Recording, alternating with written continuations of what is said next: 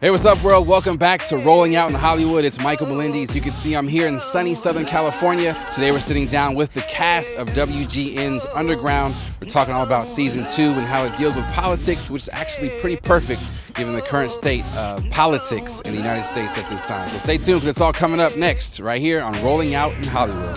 There are some little girls right now who embody the spirit and the courage and power of Harriet Tubman, and what a time do we need that kind of hero to emerge once again.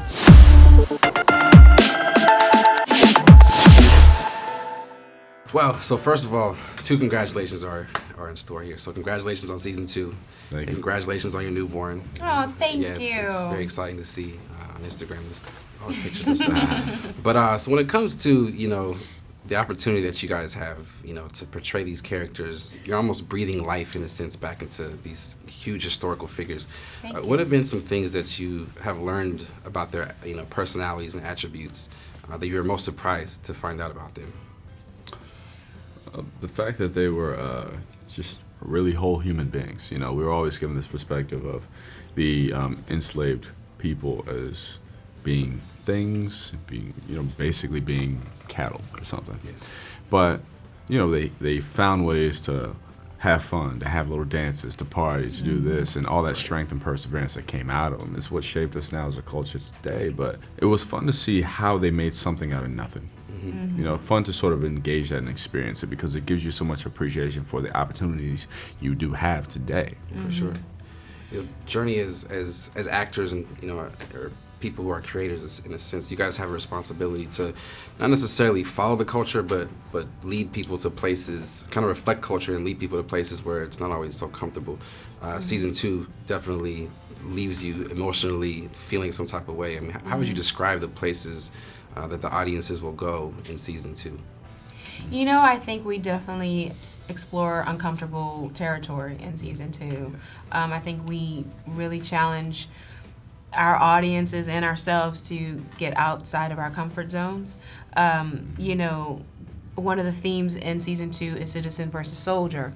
And we challenge, our characters as well as the audience to ask themselves, are you a citizen or are you a soldier? Where do you sit on the battlefield? Are you a bystander while everyone else is fighting the good fight, or are you going to become a soldier and rise up? And so, that spirit of resistance is definitely something that we're all challenged to pick up. There's a lot of resilience that has been, over the years, it's got you to the place where we are today. We're seeing a lot more diversity on screen. So just recently, the Academy nominated 18 African Americans. When you heard that, what does that mean for you as actors and for your future? I think the proof is in the work. Yeah. The work was outstanding. How can they not? It can't be ignored. So we will not be ignored, is my mission. I think we just have to continue to do great work, For sure. Because great work can't be silenced. Yeah. The show Underground is as much about our history as it is our present in a lot of ways. There was a character who was called the House Negro in this series. Recently, Steve Harvey was called, every name in the book for going and meeting with Donald Trump. I mean, what are your thoughts, given the psychology of your understanding of the psychology of the House Negro? Was he betraying the African American community by going to meet with the President of the United States in order to better our inner cities? What are your thoughts about that? I don't know enough about that situation to speak on it. But for me, we're definitely still dealing with the residue of the House Negro versus the field Negro, the field hand. And for me, I don't want to work in the house and I don't want to work in the field. I want to burn the bitch down, okay?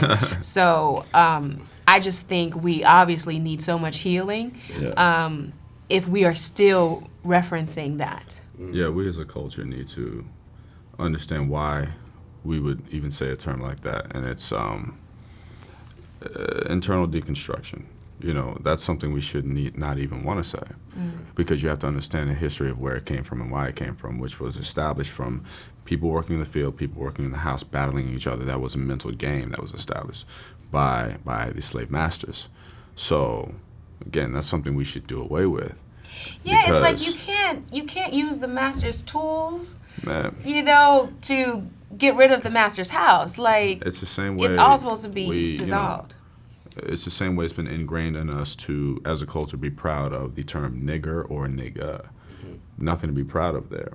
So understand how you use it, why you use it, but to do that, you got to understand the history and realize if you're calling somebody else, oh, you're a house Negro just because you do this, what are you?